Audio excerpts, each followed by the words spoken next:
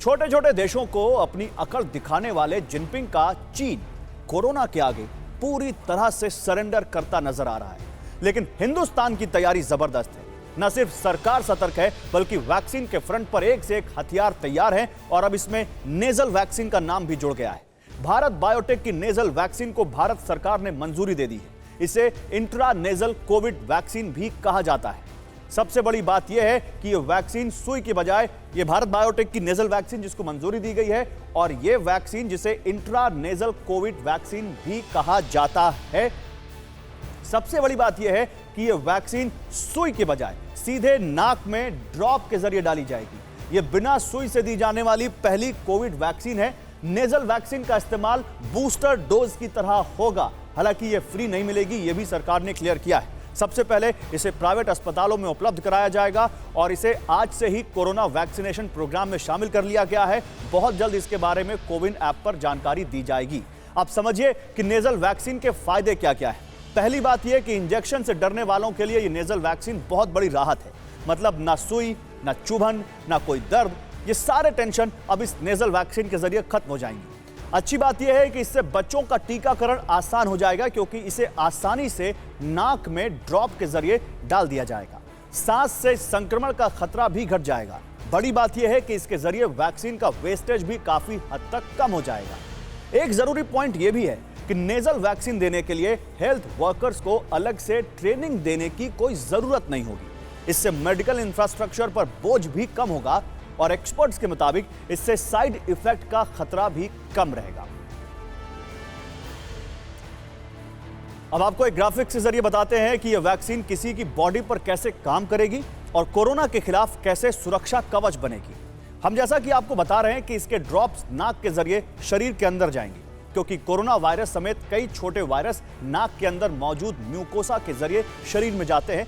इसीलिए यह nasal vaccine सीधे म्यूकोसा में ही इम्यून रिस्पांस पैदा करती है। यानी नेजल वैक्सीन वहां लड़ने के लिए सैनिक खड़े करती है जहां से वायरस शरीर में घुसपैठ करता है।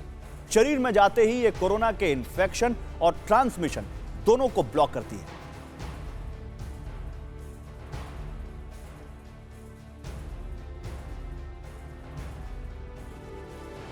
सर एक बात बताएं, सेंट्रल गवर्नमेंट ने जिस नेजल वैक्सीन को मंजूरी दी है, एक डेमो के लिए हमारे आम दर्शकों को समझने के लिए जरा कृपया बता पाएंगे कि किस तरह का वैक्सीन होता है, क्या है? इस तरह की एक इसका कंटेनर होगा जिसमें कि ये पानी की तरह ये डोज होंगी और 2 ड्रॉप नोज में डालनी है, 1 ड्रॉप इधर, 1 ड्रॉप इधर, और इससे ये इंट्रोलेगस वैक्सीन इफेक्टिव होगी।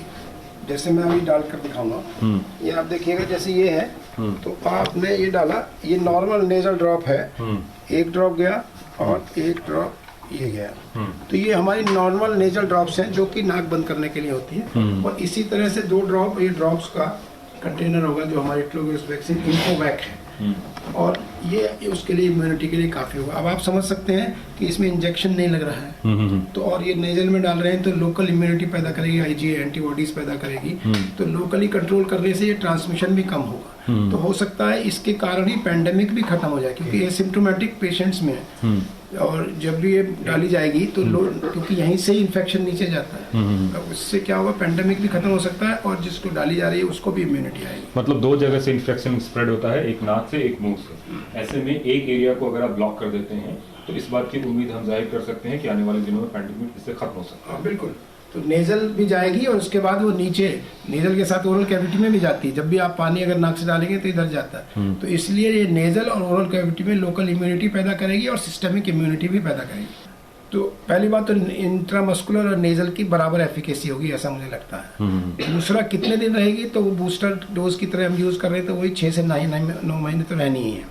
कॉस्ट का आपने जैसे बताया जो भी होगा मुझे लगता है वो बहुत रीजनेबल होगा। हो सकता है गवर्नमेंट ऑफ इंडिया आगे आने वाले समय में अगर डिमांड ज्यादा होगी तो उसको फ्री ऑफ कॉस्ट करे, सब्सिडी दे उसमें। रिपोर्टर कुमार कुंदन अभी जिन डॉक्टर साहब से बात कर रहे थे उन्होंने आपको वो डेमो दिखाया और बताया कि कैसे ये नेजल वैक्सीन आपके नाक के जरिए आपके शरीर के अंदर जाएगी और कैसे काम करेगी।